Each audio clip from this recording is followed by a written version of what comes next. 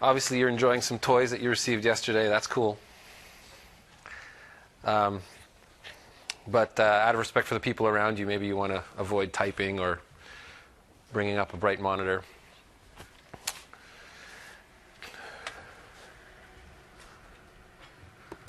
So we'll get started.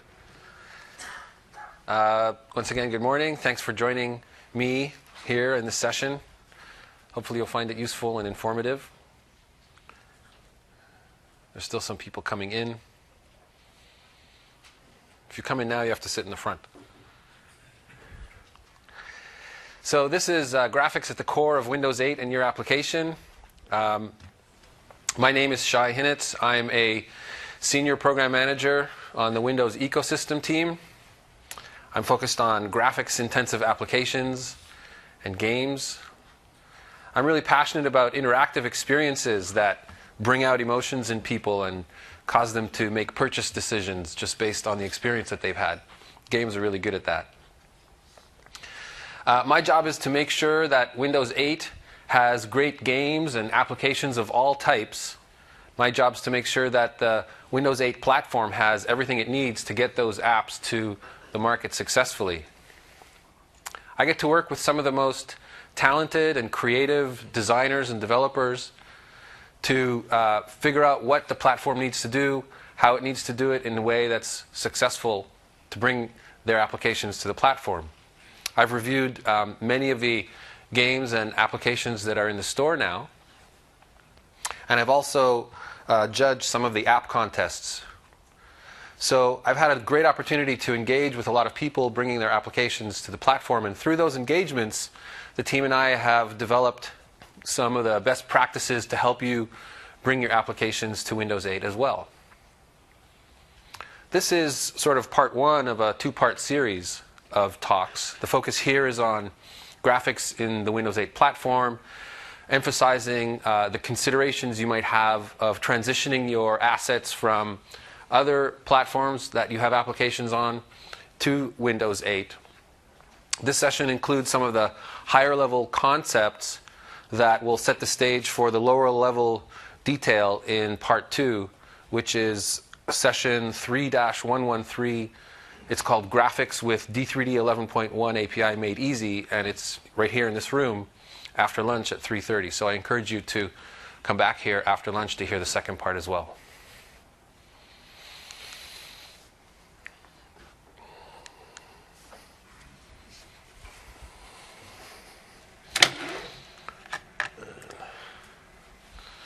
So whether you're new to Windows development or you've been doing it for a long time and you're a veteran, whether you have an application on another platform already or whether you have a great idea for one in your head, you'll be able to take away a good understanding of the Windows graphics platform, the graphics stack, and how it can impact your application's development. We'll cover various graphics development language options that you can choose from when you bring your application to Windows 8. We'll look at what it might take to migrate your application from the platform you're on now to the graphics platform in WinRT.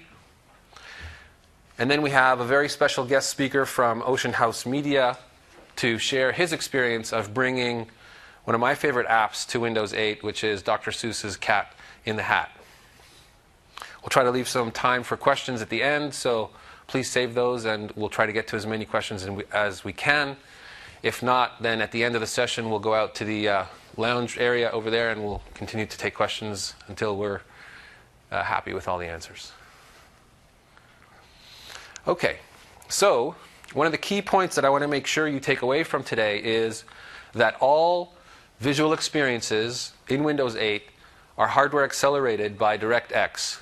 From the moment you see the lock screen, as soon as your PC boots up, through all the different experiences that you can have where the platform is fast and fluid and sticks to your finger and feels glitch-free and really fluid. Whether you're looking at a website through Internet Explorer 10, which is hardware accelerated, or all the different kinds of media that you can consume, like videos and games, or any application, whatever it may be, they're all going through DirectX and accelerated by the hardware on the GPU in your PC. Of course, everything in the platform is hardware accelerated, as well as all the apps that are on the platform. That's because no matter what graphics language you choose to develop your application in, at the end of the day, it goes down through DirectX to the GPU. So, what are graphics typically used for in applications? What kind of different visual elements are there? Well, of course, there's text. In fact, most of what we do on PCs is read, whether we're consuming entertainment, or whether we're trying to learn something, or whether we're trying to write something. All of that is text, and text is really important for PCs and for our experiences that we have. Then there's, of course, media, video, photos, different images of different kinds. These are things that we would also use perhaps for entertainment or for education or for productivity. Then there are 2D graphics, and these are for perhaps the charts or the graphs that we have in spreadsheets or in PowerPoint presentations like this one, or for backgrounds to the text in web sites, or behind text for other applications. And then, of course, there are 3D graphics, which are the ones that I'm most passionate about, where we can have immersive experiences that are very photorealistic or surrealistic if we want. The good news is that for any type of element of these types in any application, the platform has different options that you can choose from to represent them, whether that's Direct3D or HTML or XAML or CSS or DirectWrite or Direct2D or DirectEffects or Direct Video. There's all the different types of elements that you need in the platform to create the application that you want with any graphic element that you may choose. But depending on the background that you have and the type of technology comfort zone you may have, you have a choice of which graphics language to use to represent any of these elements in your application. Again, that's because Windows 8 has a bunch of different options you can choose from to develop the application based on the experience you have or the type of experience that you want to create in your application. So you might be trying to write a full screen application that's similar to a web experience that you've created already, and you can do that with HTML5 and CSS3, as well as the Windows UI Toolkit, which is a great collection of widgets, buttons, drop-down menus, sliders that all conform to the Windows 8 design guidance perfectly. So you get those kind of for free if you wish.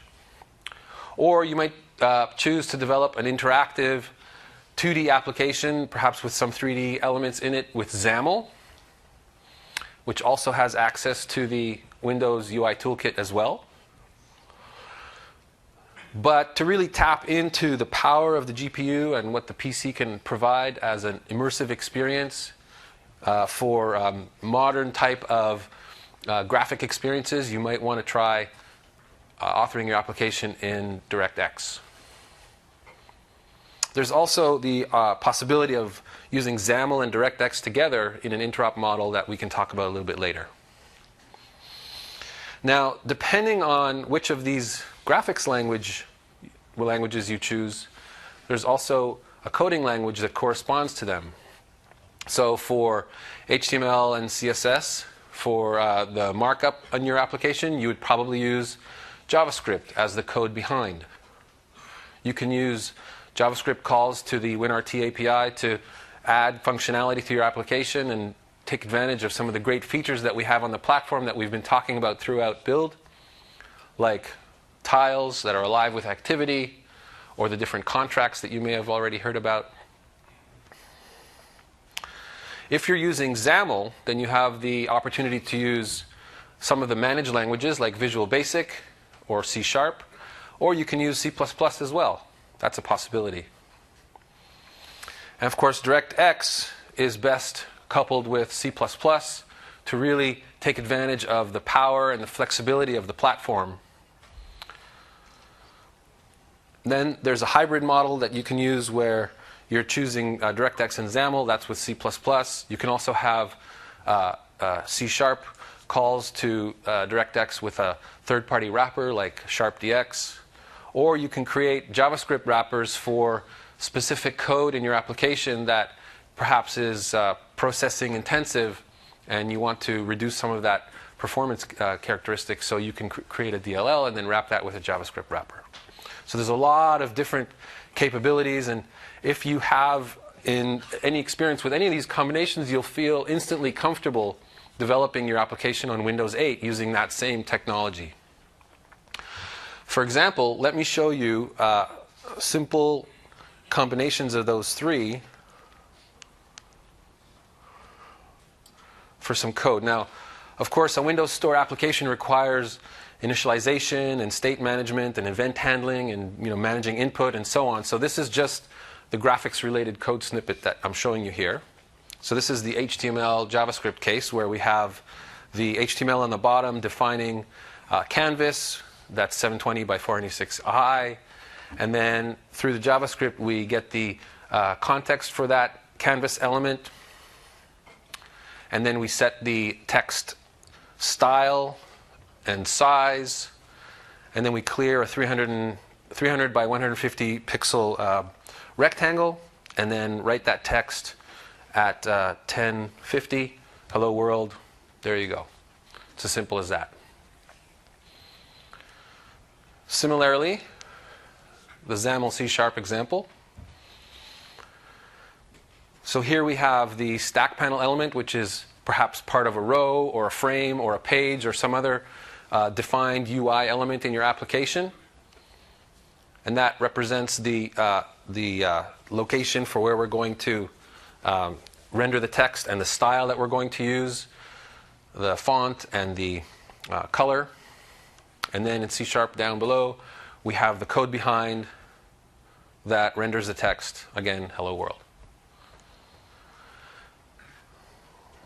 Then we have the DirectX example. So first, you'll see here that we don't have that separation between the graphics markup code and the code behind. It's all intertwined together. And then in this case, in C++ and DirectX, we have really a lot of options and different ways to achieve the kind of goal that we want to have in the end. So this is really a testament to the power and the flexibility of this approach. There are different components, different function calls, different methods that you can mix and match together, and they'll allow you to achieve really precise and exact results without any compromise in your creativity or the flexibility or the performance of the application. In this case, we're going to use DirectWrite to format and lay out the text, then Direct2D to actually render the text, and then DXGI to display the rendered text content to the screen. So here we create the text string, then pass that to the layout object to add the style, the length, the different formatting options. And then we clear the buffer, get the 2D context for the rendering surface, determine the text location and the text size and color, and then we render the text. This would then be followed by more code to actually present this onto the screen. Again, this is all focused on the graphics, and there'll be a lot of other code that you would need to manage all the resources and take care of all the other input and all the events that are required for a typical Windows Store application. But the point that I want to make is that regardless of what markup language you choose, which approach you decide to use, all of that in the end of the day ends up going through DirectX and is hardware accelerated by the graphics hardware, the GPU. So let's now have a look at this now famous diagram that hopefully you've seen many times. And the point that I want to make is it isn't evident where exactly DirectX is in this famous stack. So where is it? Well, we kind of switched the little diagram here and we added DirectX graphics to the WinRT API so you can see where it is. That's technically where it lives. However, it does accelerate the rendering of XAML and HTML, CSS on the top layer as well, of course, which your Windows Store apps consume. So literally every pixel on the screen is accelerated by DirectX and by the hardware, either directly when you make direct 3D calls or indirectly when you use the other markup languages. So since D3D is so important, here's another diagram that illustrates the graphics stack for you, perhaps in a more detailed way. So the HTML and XAML layer on the top represents the highest level in the stack which your applications consume and is the abstraction, if you will, that is the most easy to use but doesn't compromise in any of the performance or flexibility.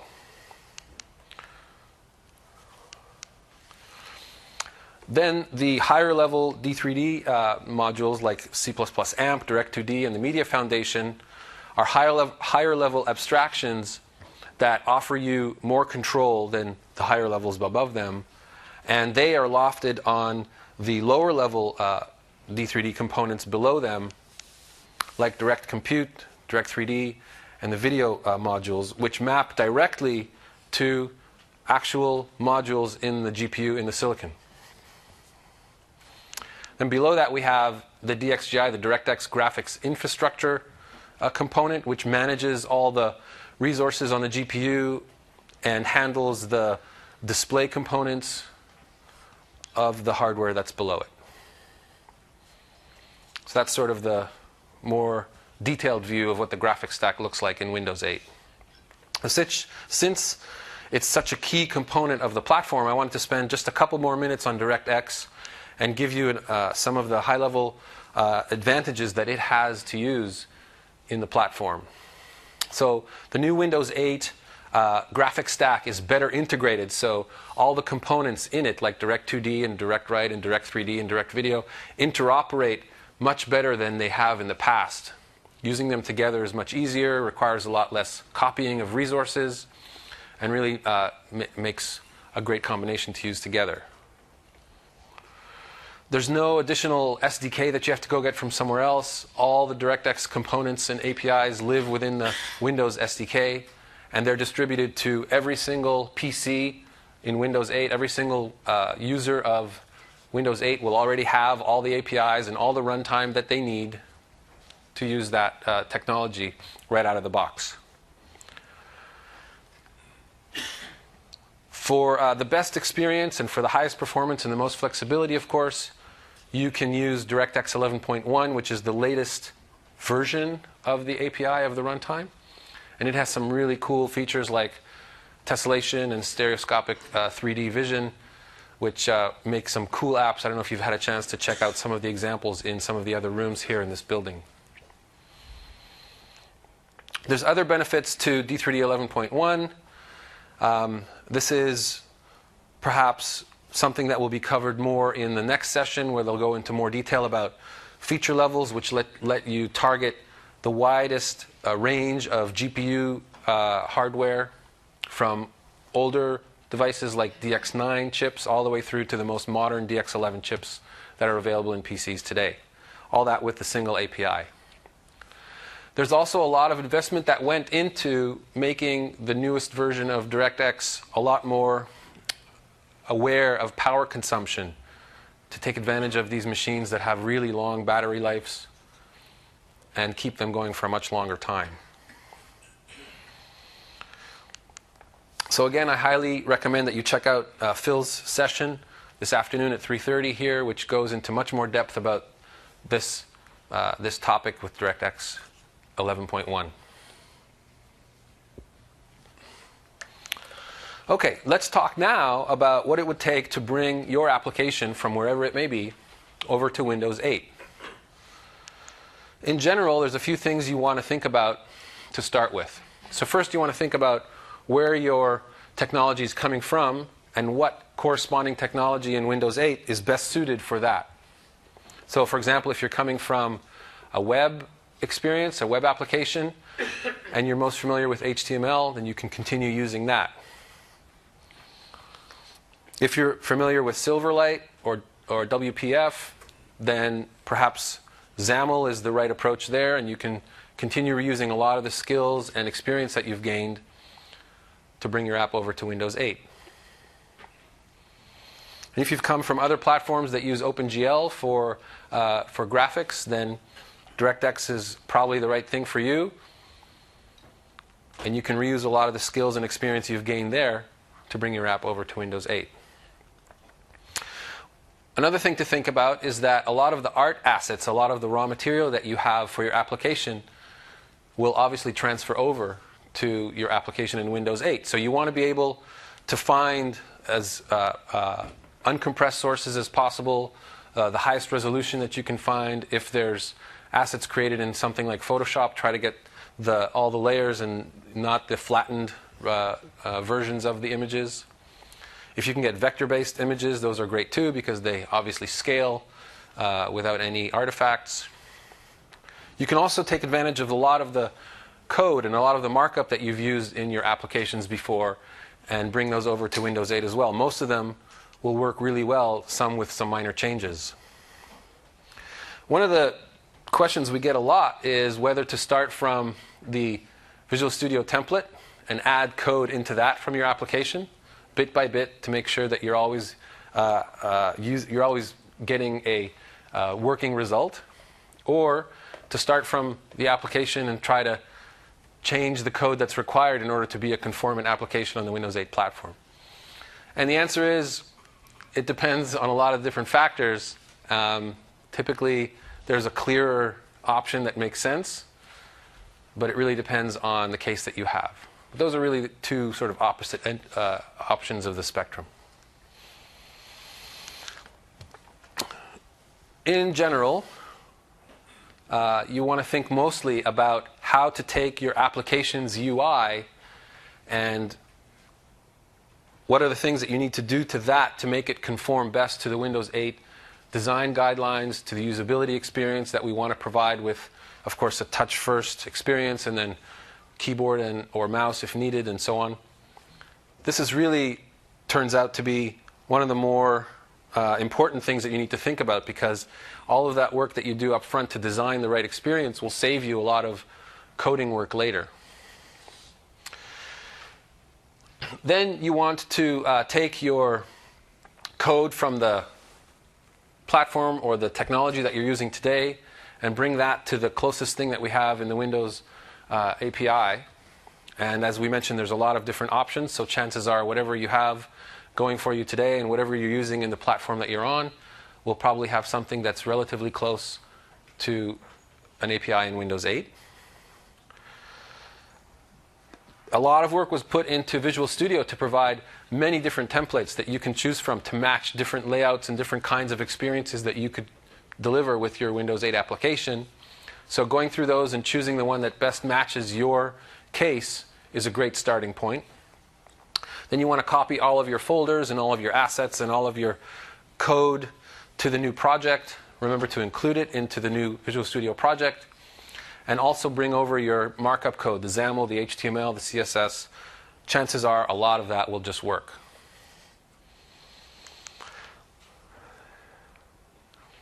Then you want to, of course, search and replace the namespaces from the old platform to the corresponding Windows 8 namespaces.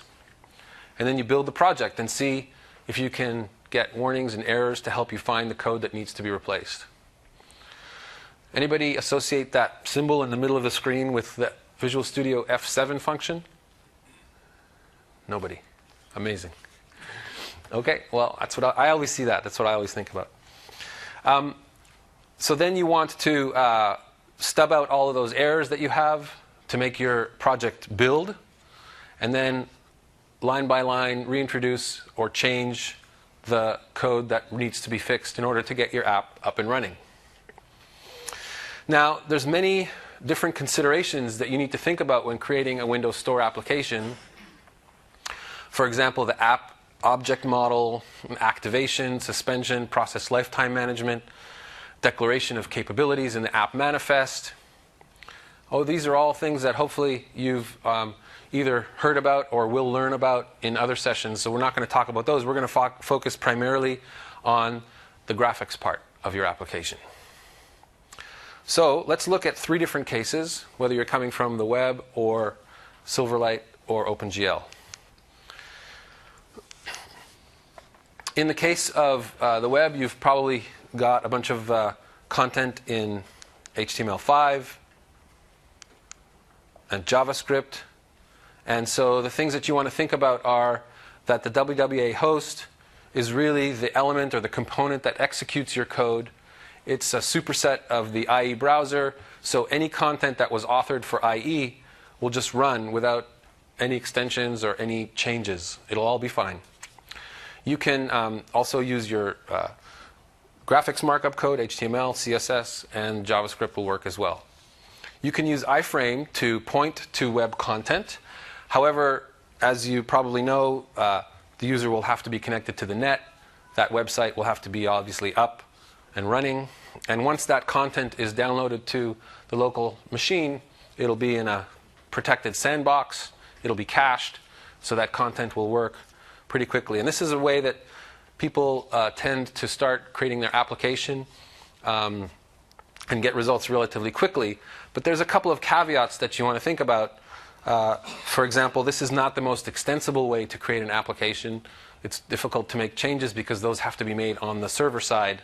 And if you want to take advantage of some of the cool features of Windows 8, that would be difficult to do.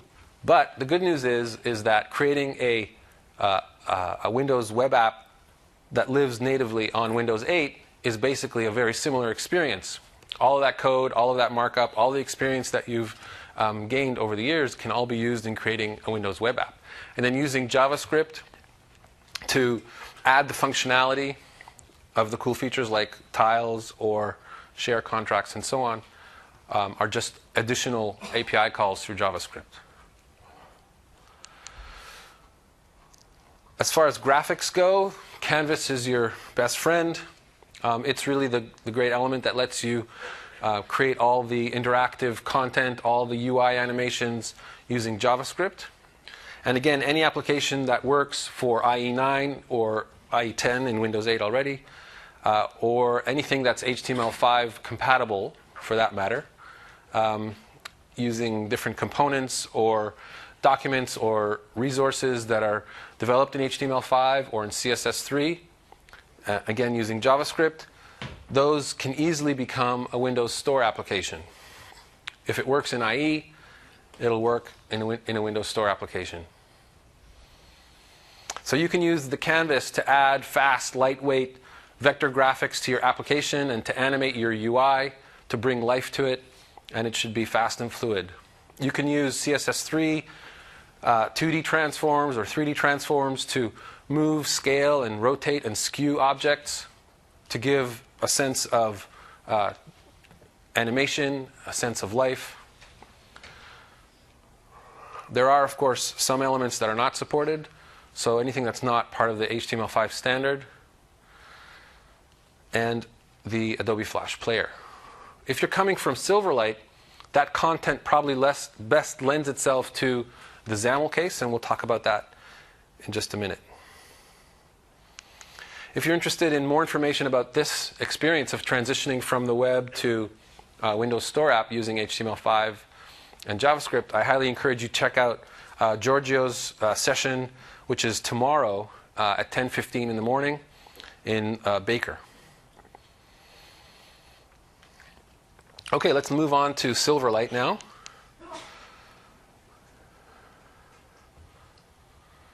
So again, we have the opportunity of taking advantage of a lot of the assets, a lot of the experience that you've gained, bringing those into the application that you build for the Windows Store.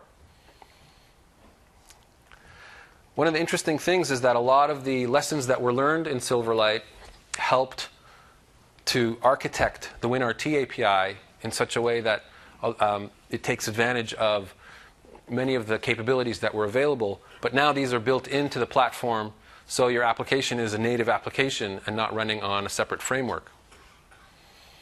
In many cases, the code that you've used in the past will remain largely the same or nearly the same. In some cases, however, the familiar .NET APIs have been moved to the Windows runtime and have a somewhat different design. So reading up on some of those changes will really help you feel comfortable quickly.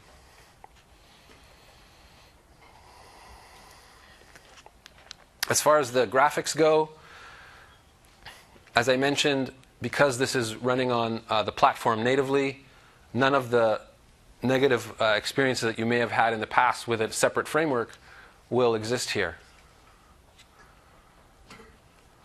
You can use WebView to point to some content that's on the web, but that also has some considerations that you need to take that you need to keep in mind when developing your application.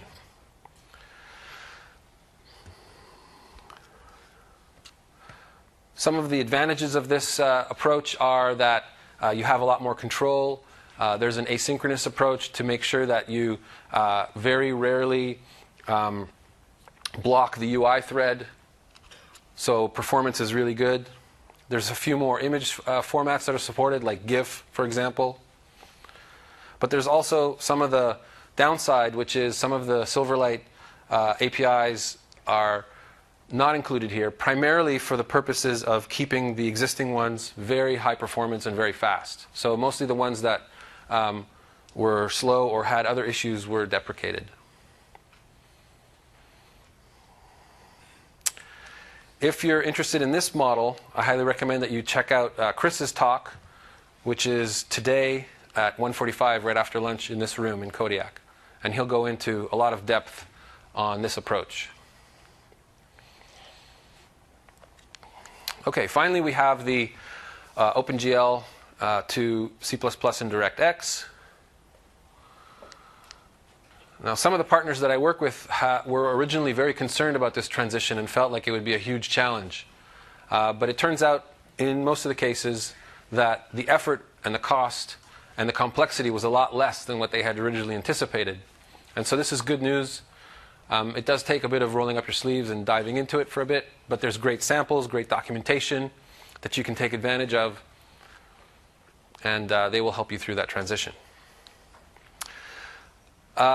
People expect that there's a huge difference between OpenGL and Direct3D, but the reality is that they're actually quite similar. Both have been around for a long time, have a great history of innovation and advancing computer graphics, advancing the hardware, the GPUs, and the visual quality of applications on PCs.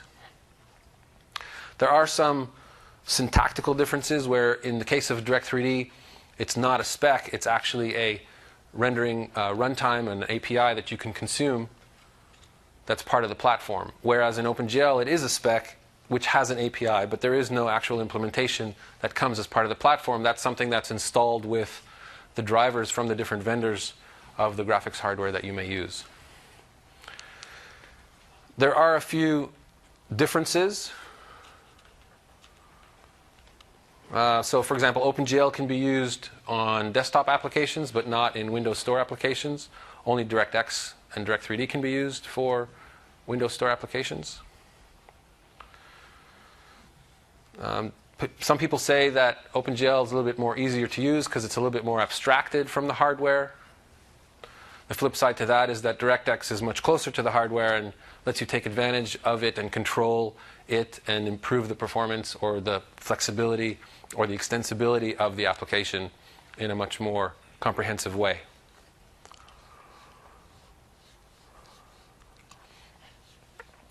So, one of the things that people are often confronted with is the difference in shaders. There's a shader language called GLSL for OpenGL and HLSL for Direct3D. At first, they're perhaps a little bit different, primarily because OpenGL or GLSL is much more C-like, it's much more process-driven, whereas HLSL is much more object-oriented and C++-like data-driven. But beyond those two differences and some of the syntactical differences in the types that you can call or the names of the functions or the methods or the data types, it's largely very, very similar.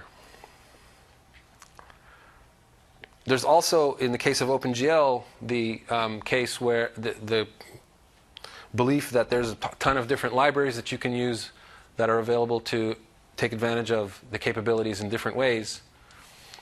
But those also exist for DirectX as well. There's these optional components like a math library that you can take advantage of, or an image processing library that you can take advantage of.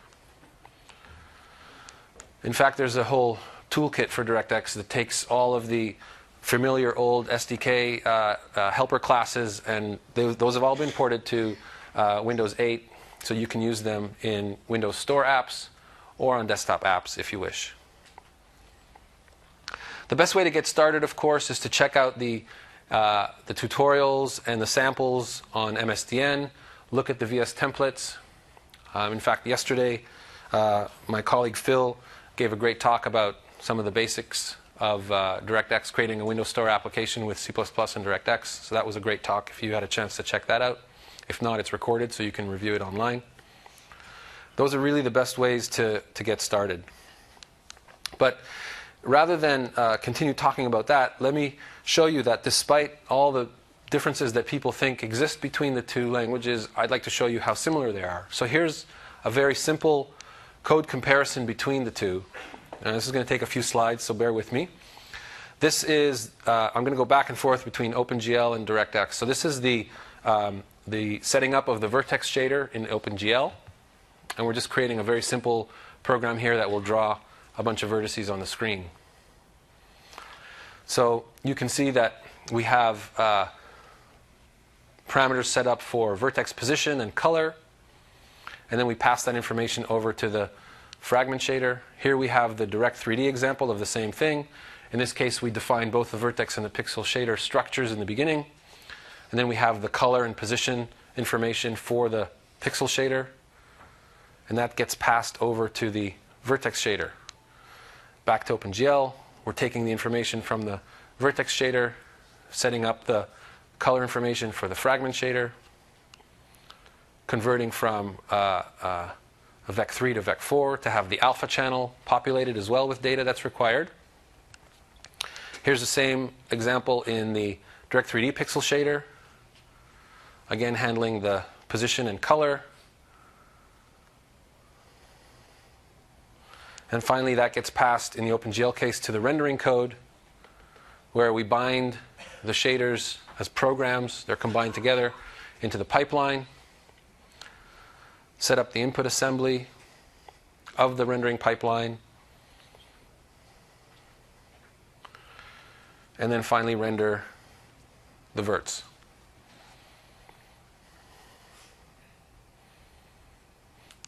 The DirectX case looks relatively similar.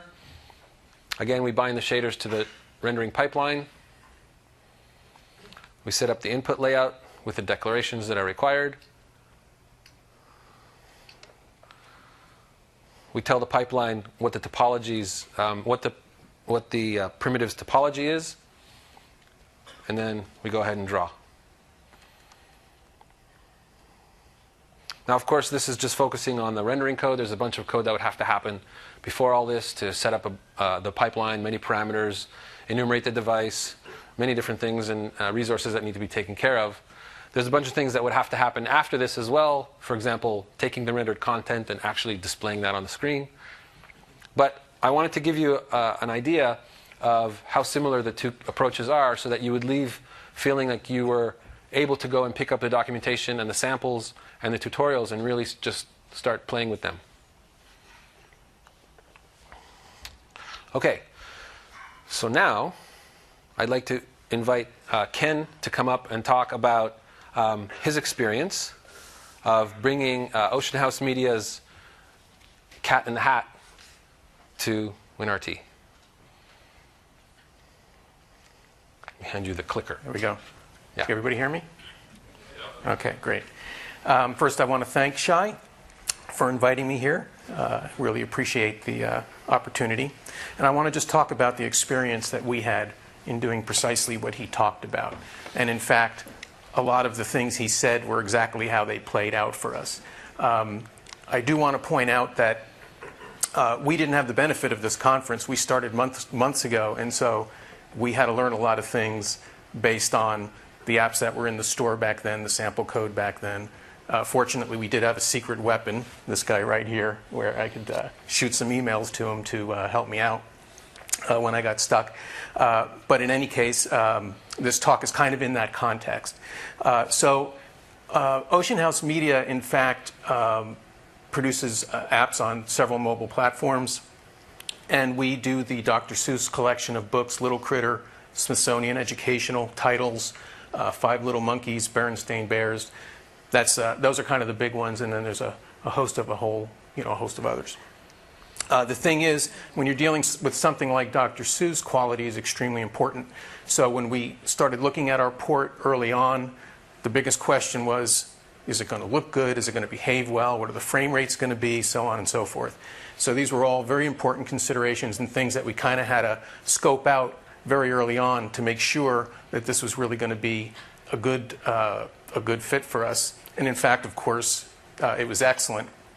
And I do want to say that for us, the porting experience was actually enjoyable.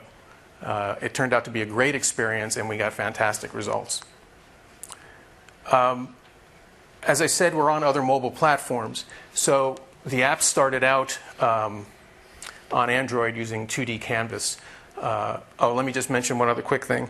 We have something like 110 titles out. So obviously we didn't write 110 apps. We have an engine that essentially drives everything. So we need to feed it with graphics, configuration data, so on and so forth. And then the engine takes over and basically spits out a book. So we started off on Android with the 2D Canvas. We had an opportunity to port over to WebOS about a year and a half ago, which we did. So the Java code went over to C++ OpenGL. And then when we were presented with this opportunity to go over to Windows 8, it was pretty clear that we would take the C++ OpenGL code and bring that over to Windows 8. We weren't going to go through that process of bringing the Java stuff over. We had a little bit of a fortunate situation in that our apps didn't really use any stock controls. So it was kind of all bitmap driven to begin with. That makes the porting a lot easier. And I'll talk about that in a little bit later. What we did at first is we kind of stepped back and looked at the situation and said, okay, what's going to be easy to do? What are things that are just going to come over right away? What are things that we obviously had to change? And what are things that we're going to encounter that need to be completely rewritten? So those were kind of the three categories of things. And it was actually very easy to categorize our feature set into those three areas. So we really wanted to consider item 3 first. As I said, this was kind of back months ago. And we wanted to make sure we weren't going to have any problems. And it wasn't so much whether or not we could do the things we wanted to do. It was a matter of we were on a short time frame. We wanted to be ready for the release of Windows 8. And we wanted to make sure we were going to be able to get everything done. So we wanted to have the confidence that we could implement everything that we needed to do in a short time frame. To do that, we did exactly what Shai was telling you to do, which was look at the sample code. Before we wrote anything at all or brought one line of code over, we scoured through the samples and saw how everything was done. It's a fantastic resource. We ended up using things like Xaudio 2 for playing our audio files and so on. All of that stuff is there. Font collections. Something we do is we use fonts that are not provided with the install. So we have our own fonts we have to read up from disk. So all of these kinds of things you'll find in the sample files, which was fantastic. And as I say here, and oftentimes we would just cut and paste code from the sample files right into our code, and it just worked. You might have to add a few data members or so on to do specific things you need to do, but cut and paste usually just works, so that was great news. Aside from the samples themselves, the documentation is really important because it's kind of, a lot of it is tutorial in nature. So if you just start from the beginning and go through the documentation, there's a lot of code snippets, code examples, links to samples and so on and so forth that really explain everything in detail and really get you oriented right away. For us, we had to learn about the asynchronous model, which I'm sure you've heard a lot about in various talks here. things like file I/O, HTTP requests in C++, and so on. It's all there. It's all very clear, very thorough, and it was great for us. So the API is pretty powerful and flexible, as you know, but some tasks might require a lot of code. So if you want to, for example, draw some outline text, there's not one line of code, that says draw text and give it an outline and so on. So there's a lot of code that you have to copy from the samples, which is what we did. But again, it was just cut and paste. It worked. You put it in there, and you're off and running. So once we had the confidence that some of the more difficult things that we wanted to do were in fact not going to be difficult, we kind of sidelined that and we started to bring the code over. Obviously, C++ code, for the most part, is just going to come right over and work. We had to change some types, recs, points, bitmaps, so on and so forth. Again, you make your substitutions, you look for your warnings and errors, and you just go line by line if necessary and patch those things. Not difficult at all. We're working, of course, in UTF-8 for the most part, and we had to go over to Unicode and the platform string type in WinRT. So we had some conversions to do in various parts of the code. We wrote a few little conversion utilities which we employed, and that worked out just fine for us. But then, of course, there were some very unfamiliar types, and I'll give you an example here. This is just an example of asynchronous file I/O, and obviously when we opened up the samples and saw this, we were looking for fopen or the Windows create file, and it's nowhere to be found.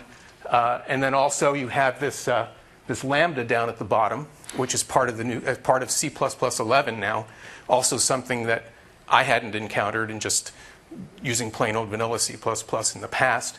So again, we had to learn what all this was, but it was a fairly quick experience. So one of the things that was really fantastic about Windows 8 was the amount of stuff that we didn't have to worry about. On other platforms, sometimes you run into very severe memory constraints, which can be device dependent. And for what we're doing, where we're loading up bitmaps, and perhaps many bitmaps, this was a big problem. So we didn't have to worry about that here. No such issues. But one of the big problems we had working on other platforms was text. For example, on Android, I think 70% of the devices right now are still not hardware accelerated. So my background is really from OpenGL. I've done some DirectX in the past and so on. But being confronted with a system that's not hardware accelerated is like being thrown in ice water. Okay? All of a sudden, anti-aliasing isn't looking very good. When you zoom text or rotate it a little bit, it doesn't look right. You get positioning problems. If you try to correct it in certain ways, all of a sudden your frame rates drop. So this was a big issue for us in developing in the past. And actually what we ended up doing is drawing the text into bitmaps dynamically and then manipulating the bitmaps themselves, animating those in order to do our text animations. With direct write, you don't have to do that. The system works beautifully. You want to draw text, you draw it. You want to zoom it, you zoom it. You want to rotate it, you rotate it. It always looks fantastic. So just to give you an idea here, since our application was pretty much all matrix driven and just all bitmaps, what you can do is you would set a matrix for rotation, one for scale, one for translation, concatenate them together. And you do that each frame, of course, that you can animate things. And if you're drawing a bitmap, there's a bitmap draw call. And if you're doing text, there's a text draw call. And I think Shai showed you a little earlier how some of those things look like in a little more detail. But very simple to do. Didn't have to worry about the text quality. So one thing, though, I really want to very strongly suggest to you is that before you start a port, or even if you're just building from scratch, that you really understand the UI guidelines for Windows 8, because they will impact your design and they will impact your port, because there are certain things you have to support, certain types of swiping, right-clicking, so on and so forth. So it's really critical that you go through the documentation and understand what it is you have to do. Also with your icon and logo design, so on and so forth. I say don't wait.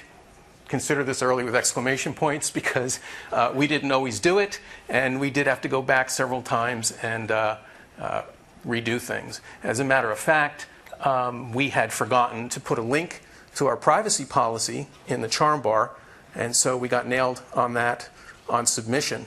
And given the number of apps which are now, flooding the testers for certification, you don't want that kind of delay. So I really can't stress that enough. With DirectX, by the way, one of the neat things you can do is draw your own app bar. And I just wanted to put this up to show you what our app bar looks like. It behaves the same way as an app bar in any other Windows 8 application. When you swipe, it animates up. Of course, you have to code the animation in yourself and so on, but it's not very difficult. So that's what our app bar looks like, very customized with the look that Ocean House Media and the SUSE people wanted. Various buttons on the bottom to do certain things. For example, the Pages button. When you click on the Pages button, this is another little bar that rises up slowly, little animation. You can scroll through, pick a page. When you pick a page, that automatically animates down, then the app bar animates down, and the page flip goes over. So there's a lot of neat things you can do when you're down at the level of DirectX. So finally, I just want to point out that we love the platform. Direct2D and DirectWrite did everything we needed it to do in spades. It's fantastic. It's a great choice. You are going to have a spectrum of challenges, but there's nothing really all that daunting. Just methodically go through the samples and documentation, and you'll be fine. Understand and adhere to the UI guidelines. I think that's it. All right. Thanks very much, Ken. Thank you.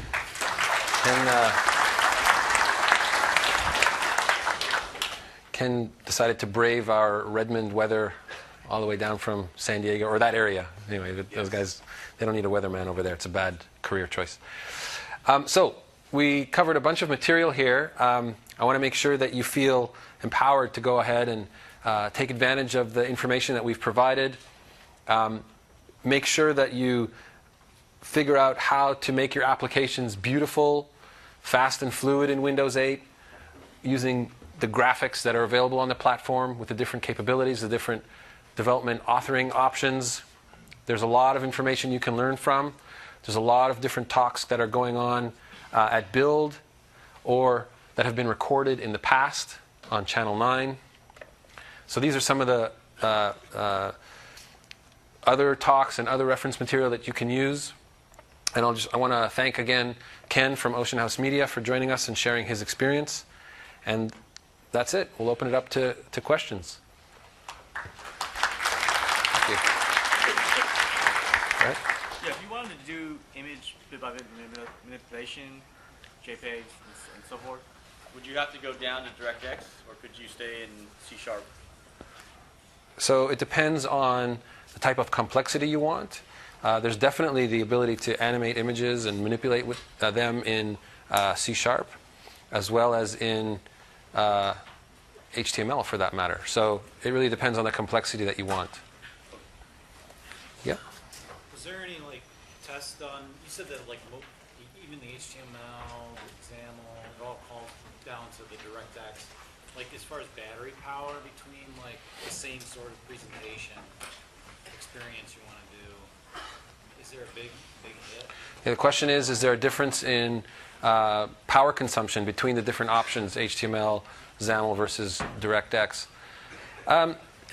I think we've done a lot of testing and we've done a lot of investment in making sure that whichever option you choose is performant and then adheres to the power consumption requirements from that point of view.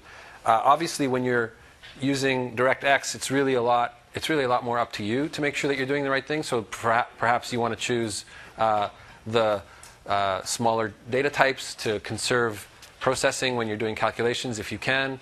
versus in HTML5 and in some cases XAML, where that's sort of taken care of for you automatically. But if you do the right thing in all cases, the performance should be great, and the power consumption. Anybody else? Sorry, it's hard for me to see in the back. If you just stand up if you have a question. Somebody over? Oh, yes. I'm currently using Managed DirectX. What would you say the path forward is? Managed DirectX? Yeah, we've had some engagement with partners who've had really great success with C# and DirectX with third-party wrappers that are available, like SharpDX. Those libraries have been proven to create applications that pass certification successfully. So even though it's not part of the platform out of the box, you can still use those as part of the ecosystem that we have on Windows, which is great. Anybody else? Yeah? Developers really encouraged to use those third-party platforms to port over C# applications, or are they more encouraged to learn things like DirectX plus C++? Do we encourage you to use the third-party libraries? So it's really up to you. There's advantages and disadvantages to that choice, obviously. One of the advantages is if you're familiar with that, you can get up and running and develop your app really quickly. And that's great. One of the disadvantages is that that's obviously not part of the platform. So if we introduce new features or fix bugs or change something about how the platform works, you're sort of waiting for that third-party library to adapt to those changes. That might be really quickly. In some cases, that happens really quickly. But in some cases, that might take a while. So it's really up to you, whatever you're feeling more comfortable with. Anybody else? Yeah? So I'm going to use the evil words here, but how, as a legacy app, do you determine if you should be moving over to Metro or Windows 8? Uh-huh. You mean what's the process of determining how to go from an old application to a Windows Store application? Actually, more or less, when is it appropriate to even use that? For example, if I was working for Autodesk or Adobe, would you recommend that I move into this? Uh-huh. So the benefits of the Windows 8 platform are a lot of the modern technologies that are available, and also a lot of the distribution methods and commerce options that are available to you. If those aren't important features to you, and you can achieve your business goals using the Win32 platform, then that's definitely an option that's still available to you. And we work with Adobe and Autodesk and all those high-performance graphics application vendors to figure out what the right thing to do is. One of the considerations is whether you're creating a consumption application or a production application. In other words, is the experience that you're trying to deliver in the application something that's going to consume the data, the graphics, the imagery, the 3D models, or is it something that you want to produce with? Because really, if you're thinking about Windows Store applications that need to be touch-enabled first, what does it mean to zoom into a 3D model of 1 million or so polygons, select a face, and figure out if it's pointing up or down? So there's trade-offs and advantages and disadvantages. And the good news is that you don't have to make a choice because both options are available to you. You can continue doing what you were doing or move to the new platform if you want to take advantage of the capabilities of the new platform. Anybody else? Yes? Would you recommend any performance tools to measure how your GPU is doing for the DirectX? Are there any performance tools to measure the GPU to see how you're doing it? Yes. So actually, there's a great talk that's being given by Max. I believe it's tomorrow morning at something like 8:30 in the morning or something like that, which is all about performance tuning DirectX applications in C++. And he talks about a tool that's part of the platform. It's part of the SDK called GPU View. And GPU View is a little bit scary at first, but it's a very comprehensive tool that lets you measure every single tick and every single element that's going on in the GPU, see where things are stalled, why they're stalled, if it's for file I/O or some other CPU call that's being a bottleneck. It's a really great tool. Yes? This is a store question, but is offline distribution possible? Like side loading? Of Windows Store apps? Yeah. Yeah, we do have a side-loading story. I won't go into much detail here, but it's definitely possible and something that many enterprise customers are thinking about and looking at. Yes? So do you have any examples of instances where someone had a C# XAML app or